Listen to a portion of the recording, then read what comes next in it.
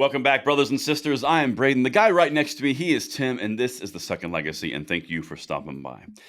Today, my brothers and sisters, we have got to hit the rhetoric firestorm that is coming after the Second Amendment. So yesterday, we did a video, and in that video, we talked about giving it a little bit of time for the incident and tragedy in Maine to let it settle, and out of respect for everything that has occurred, we weren't going to address that incident. That's still our standard today. We have a lot of situations and a lot of pain that are still being resolved, and we don't know all the details. So we're still going to shy away from that. However, unfortunately, this has not inhibited a lot of things on the left, basically reinforcing their rhetoric around extreme gun control points and a lot of pretty inflammatory things that are not all based in complete and absolute truth.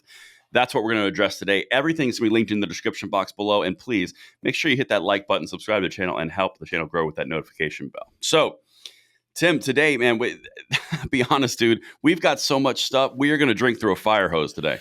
Yeah, and still only scratch the surface. So, yeah, it's been insanity. Obviously, if you live in social media as we do, conversations about gun control are just everywhere. It's dominating X right now. And yeah, that's exactly right. Yeah, and so this conversation is now being had. And as you said, to your point, you know, today's video isn't about the events that just recently transpired. That's part of it because it's brought this discussion to the forefront once again. But what we want to address in today's video are the talking points the anti-gunners are using that are patently false, and they're trying to, once again, snatch our rights away from us because they can't, you know, let any tragedy go to waste. So this always brings it right to the surface when something bad happens. But yeah, anyway, it's just, yeah, it's really, on a personal note, it's really sad that this happens every time. And I wish that this did not happen and we could actually get to the root cause of the issue, but we can't because the rhetoric starts and then everyone gets in their camps. But anyway, it's disgusting because what you see is almost gleeful posting by these people. Like what, and we know this is true. This is an absolute truth. Like, there's people in the anti-gun groups that have admitted to this. This is absolutely true. They have a playbook. And when a tragedy happens, they know they have X amount of time to capitalize on emotions to push things through Congress. They bank on that. And that's what is so disgusting to see, all these talking heads and all these people that are you know, supported by these anti-gun lobby groups and stuff like that, immediately going out there trying to capitalize on a tragedy because they know they have a set window to get through so they can push their agenda, because they know in 3 months, then people are going to start thinking about things rationally again and not be so driven by emotion. So they try to capitalize on that, and they've admitted it. And that's what they're doing right now. It's so disgusting to watch. And that's why we're going to hit this, because Tim, I think you and I can both speak for our audience and ourselves. We want this to be zero. This number should never be above zero. Like, we don't want these things to happen. Now, the prescribed solutions are completely different, but I think we have a joint, the joint outcome is maybe we should just not have this happen, you know, but anyway. Utopia would be nice, but the reality would be, wouldn't it? The world is a horrible, violent place a lot of the times. And, you know, anyway. Yeah. So first of all, let's put a cork on the top here. I want to show you guys what the brand new speaker, like in the first day that he's been sworn in as the Speaker of the House, said to Sean Hannity about this exact same thing. So, Mr. Producer, let's roll the clip so we can get the parameters here. And this happens with almost every shooting incident. The immediate call by the left in this country: we need more gun laws. We need more legislation. What's your answer to that? At the end of the day, the problem is the human heart. It's not guns, it's not the weapons. At the end of the day, we have to protect the right of the citizens to protect themselves, and that's the Second Amendment. And that's why our party stands so strongly for that. I agree with the comments of your guests there. This is not the time to be talking about legislation. We're in the middle of that crisis right now. But I just want you to know, and I want the American people to know, that all the members of the House here are deeply concerned about the families involved and everyone. And we pray for the law enforcement officers that are doing that hard job tonight that most people do not have the bravery to do. So we kind of scored on that one. This guy, I'm not upset that he's the Speaker of the House. I'm not. No, actually, it was a trade up. You know, we talked about that yesterday's show. It's like, I didn't know what they were doing when they evicted McCarthy right in the middle of everything that was going on politically. It seemed like a potential big gotcha on the Republicans' part, because they didn't Correct. have any plan after ousting him. And then after a little bit of chaos, we actually got a pretty darn good speaker, it would seem. For what holds us dear in this audience, Yes. absolutely. Yeah. But so just to set the table, the reason that we went with that clip first is so that any legislation that would come down has to go through him. He has to allow bring it. up. Yes, he has to allow it to the floor for a vote. Bring it up. Right. So just to kind of assuage all the fears, the pressure that they're bringing has to push him to bring a gun control bill forward.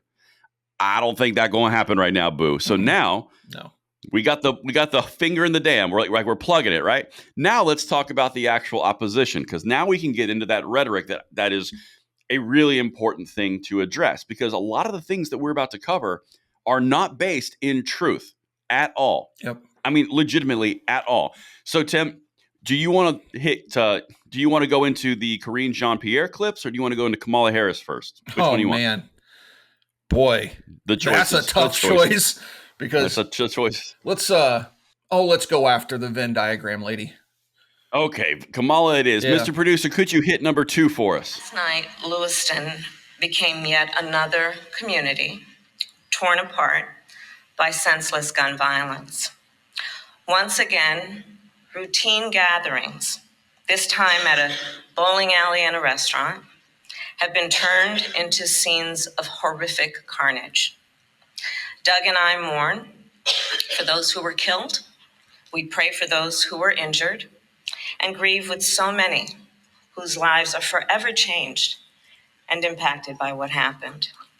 The Biden-Harris administration will continue to provide full support to local authorities. And as we gather details, we must continue to speak truth about the moment we are in. In our country today, the leading cause of death of American children is gun violence. Gun violence has terrorized and traumatized so many of our communities in this country. And let us be clear, it does not have to be this way. So the number one thing that really got me about that clip is she let off a statement there with, let's admit the truth, and then followed with an abject lie. Gun violence, an imaginary term, is 100% not the number one cause of death for children in the United States. Now, granted, that number should be 0. I don't want anything to happen of that nature.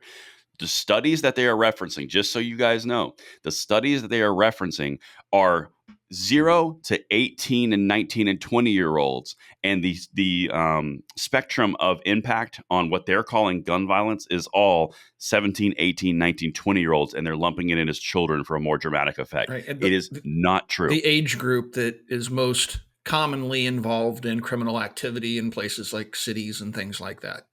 Right. The vast majority of violence in the United States comes from a younger group. Right.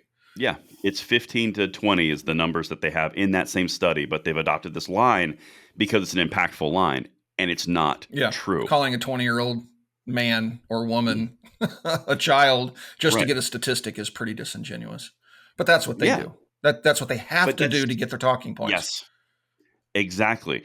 You said something yesterday that I think was a very good point. And I'm going to paraphrase. I don't remember exactly the words you used, but it was all about upping the rhetoric to grant a stronger emotion, because the old rhetoric wasn't granting the emotion that they were trying to get. Yeah, when they're tying gun violence to racism and anything else they can tie it to get a more visceral response from people. Yeah.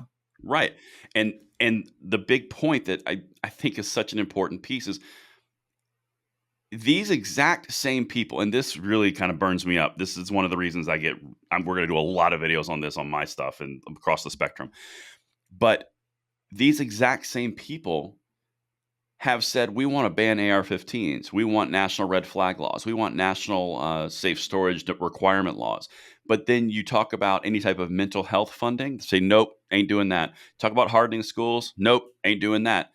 And it's it's literally my way or the highway. And then they take this emotional high road of, well, you want to, the children of all across the board, gun violence is the worst. It's disgusting. And here's one of the things that, they constantly fall back onto children. It's all about saving the children.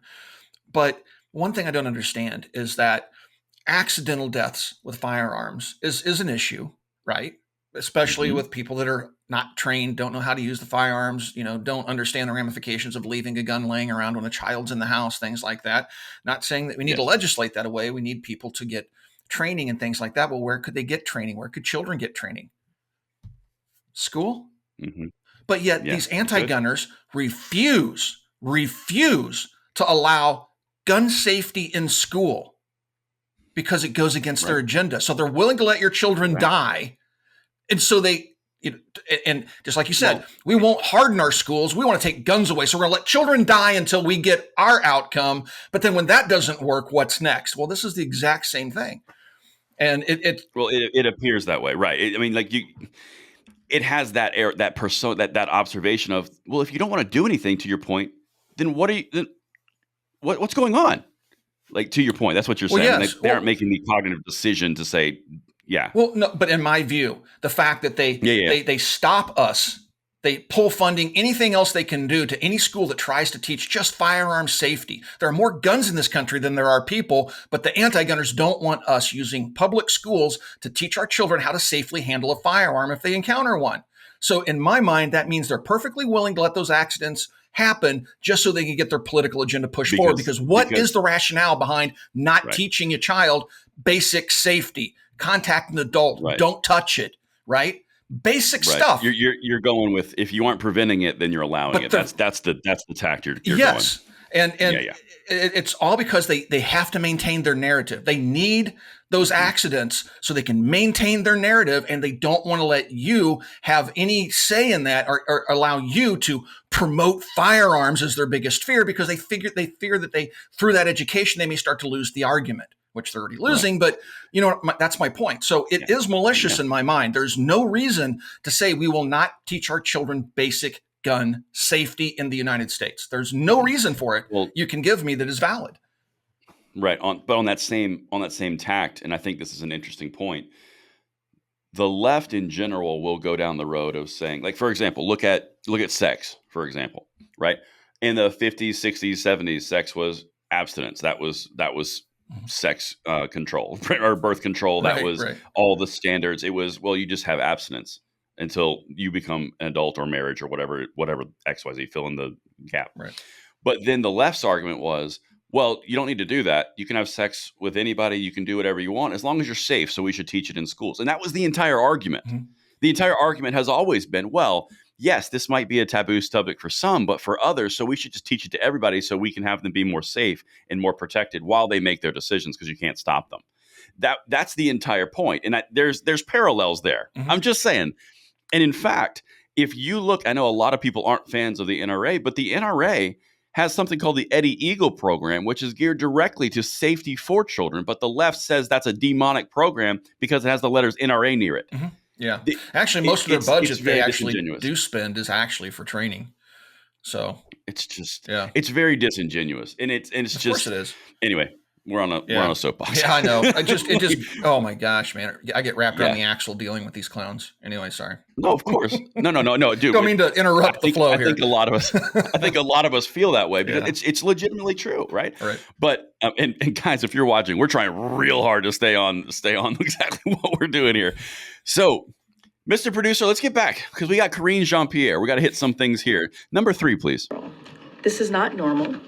We cannot accept this.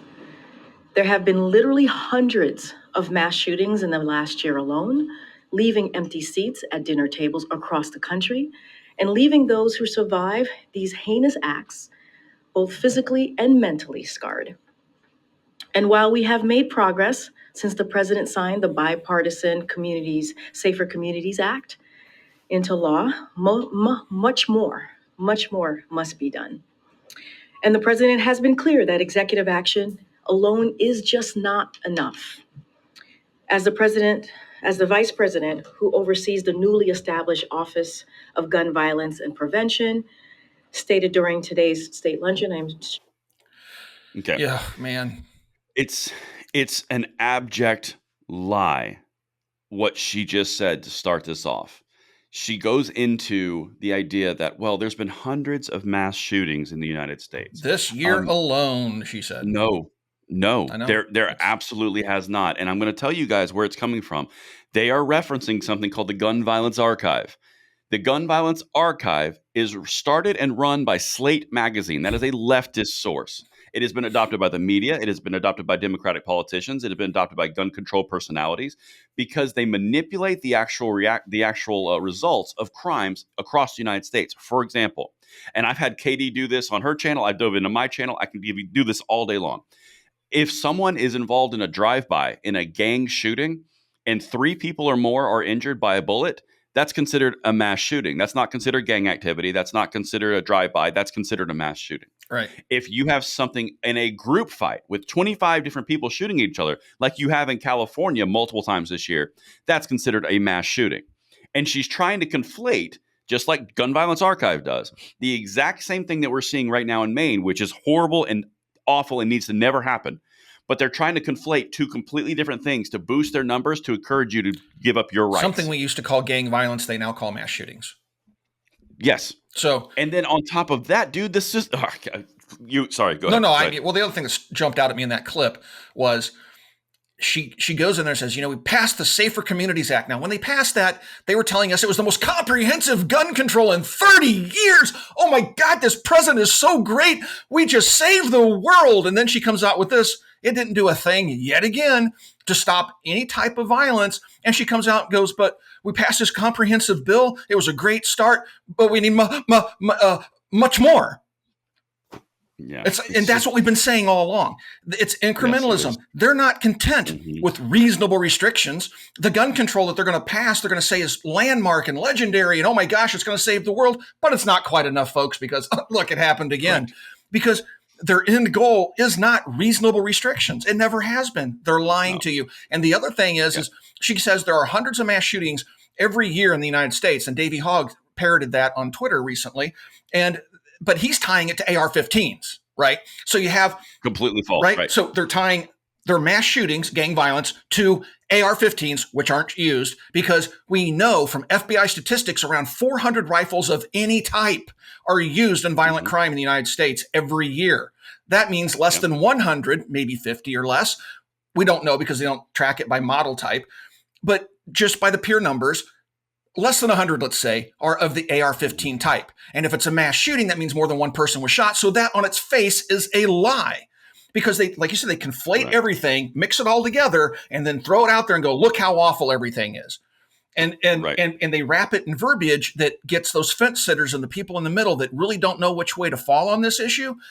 They appeal to that emotion, and they try to pull them over the fence to their side of the argument.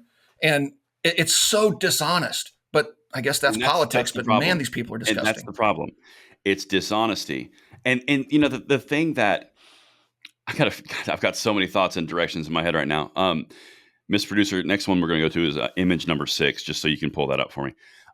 But one of the things, Tim, while that's on screen, one of the things that's so, I guess for me, personal, I think that this is something that probably hits me harder, is while they're doing everything that you said, this is not a simple policy thing like, should we have healthcare, should we not have healthcare? This is not a policy thing of, should we have universal basic income or not? This is a right that hundreds of thousands of Americans died for. I mean, blood is on the ground. Bodies are in the ground. People have given up their lives. The next generations have sacrificed their parents, their brothers, their fathers. So many people have fought against tyranny for 200 plus years in this country, against other countries, fighting other people's wars, and that's a different thing. But the entire point is the hearts of Americans have gone into battle selflessly to hand the rights on to the next generation. And these people who have never felt the exact same sacrifice are coming out and saying that's not important because we've moved on now. And that's legitimately, that is what is so infuriating to me, is because that sacrifice will not be for nothing, and they're just tossing it away. Yeah. And we just had two recent lessons of how disarming the public plays out for the public. We have Ukraine and we have Israel, right? And in both cases, you had a public that was, for the most part, disarmed. And in the case of the recent Israel incursion from Gaza by the Palestinians, for the 3 years leading up to that invasion, Hamas, yeah, which the Palestinians elected as their government, right? But whatever. You too. Listen, you got to be specific. You too. Hamas. So anyway, when all that happened, the 3 years leading up to that, the Israeli government was going around to those border villages next to Gaza, and they were rounding up their firearms. And now, after everything transpired, they were attacked. Now they're going back out and giving out 10,000 weapons, not just regular firearms that they had confiscated, but now they're going out there and giving them military weapons, actual military weapons, not what we have, actual military weapons. Why? Because they just recently got hit in the face again with reality, which is they need that. That's the only way you can defend your nation. And our founding fathers knew that. That's why we have a Second Amendment. And these anti-gunners want to take it away, not because, and we've said this a million times, I'm sorry to be a broken record, but it has nothing to do with safety or any of that. It's about control. That's true. Control of you. Control of you. It's control. It's turning the levers and all these things. So now I put up a image here, Tim. I'm not. Can you see that image on your on your side? No, okay, cool. So this image is one that popped up within about 24 hours of the tragedy and honestly the ongoing thing that's going on in Maine. And this is someone who works for Newtown Alliance. This is a very hardline gun control group, right? So the entire point of this tweet is the rise in the production of the AR-15. AR-15s, which accounted for 1.2% of all manufactured U.S. guns in 1990, made up 23.4% of all guns produced in 2020. And Tim, to your point, they are not the point of where all the impact is coming from. All the crime that we're seeing with guns is being perpetrated with handguns. Roger Benitez just recently, in his decision that's unconstitutionality for AR bans, destroyed this idea that it's all the ARs. They're used so infrequently. And something that's important is the little caption she put here. People all over the world suffer from mental illness. It's the AR-15. You could literally change that last part of that sentence, it's the AR-15, to say it's the 9mm, it's the semi-automatics, it's the shotguns. The first part of that sentence, mental illness is everywhere. It will always be the driver for what they're going to do. Right. It's just, and I'm looking at a chart of, we've talked about this in previous videos. I'm looking at a chart. It's pulled it up. I don't know if we'll be able to get into the video or not, but if you take a look at charts of violence in the United States, it's trending downward, right? And then you contrast it with this chart that this guy posted, and it shows the production of AR-15s going up. Well, if AR-15s are the cause of all the violence in America, why is the violence trending down while there's a serious spike in the production of AR-15s? Doesn't seem to jive, does it? Funny he left out that part. Correct. Yeah, but that's kind of one of the most frustrating parts about this is they are purposely giving you tiny bits of information. They're not showing you the other side of the equal sign. They're only showing their side of it for a dramatic little shock impact, but then they're going out to the next shock impact. It's a consistent drip of shock impacts with no statistics, with nothing backed of any kind around truth. And, we got one more. We're rolling so much on this. There's so much to cover. We still got one more clip of Karine Jean-Pierre to hit. Okay. I mean, goodness. I'm sitting here looking at charts 4, like, okay, yeah. It doesn't have to be this way. As our friends in Australia have demonstrated, again, it does not have to be this way. It's within Congress's power to pass legislation that will make our streets safer, that will make our communities safer, that will make our schools safer. The House has a new speaker who he said he's ready to get to work and to find common ground. Now is the time. Now is the time to find common ground. Let's work together to ban assault weapons and high-capacity magazines. Let's work together to enact universal background checks, require safe storage of guns, and keep guns out of the hands of criminals and dangerous individuals who have no business being armed with a weapon of war. The president will continue to do everything in his power to protect the American people, to protect our communities, to protect our children. And we urge congressional Republicans to come to the table if there truly is common ground at this time. So the reason that I wanted to put this in here, Tim, I mean, as we wrap the episode, this is a little bit of a longer one, but I think it's important. She leads with something that is really asinine, in my opinion, because it starts with, well, let's find some common ground. Let's meet in the middle and meet on a commonality, and then quite literally goes directly to the far left extreme as that common ground. That's a manipulation. That's a communications manipulations tactic where you say, let's just work together. We can find some common ground when we start at my leftist farthest ideal. It's moving the Overton window. Right. So you say, it's all about commonality. Really, can we talk about hardening schools, or can we talk about mental funding? No, or can we talk about any of those things? Yeah. No. We're going to start over here for common ground where I'm standing. This is my common ground. And it's such an asinine, just, Right. And completely ignoring the idea that she mentioned Australia, which was a gun ban and confiscation. Right. I mean, but that's what they want. That's why they're that. going to constantly go to that, because that's exactly what they want. They won't say that part out loud unless they think nobody's listening. But yeah, that's exactly what they want. They do want confiscations. That's why they'll look at countries all around the world. But also, if you take a look at places like the UK and things like that, they have violent crime like crazy over there. They have people that just walk into homes when people are home and beat them and murder them and take stuff. And they have all sorts of crime. It's rampant over there. And they're not even able to defend themselves. But they won't talk about that. They won't talk about the crimes in other countries. All they'll do is talk about places like Australia, because they've enacted what they want, which is a complete ban on everything. Correct. It's mind-numbing. But, it's the dishonesty and all that stuff in politics is the norm, unfortunately. But when they're dealing with rights and freedoms and stuff like that, it's so disgusting to see people purposely lie just to get a vote. But that's what they do. That's what they do. And again, they look forward to these types of events so they can push their agenda. You can see the glee in their posts on social media. I know Braden's going to say, well, we don't know that. That's my gut feeling, because they cannot wait. As long as you say, what's that? As long as you say it's my gut feeling and you don't make an absolute, you go, girl. You right. rock that face. So anyway, all right, enough of that. Anyway, folks, thank you for watching The Second Legacy. If you have any questions or comments, post those down below. We look forward to those comments. Thank you for watching. We'll talk to you guys soon.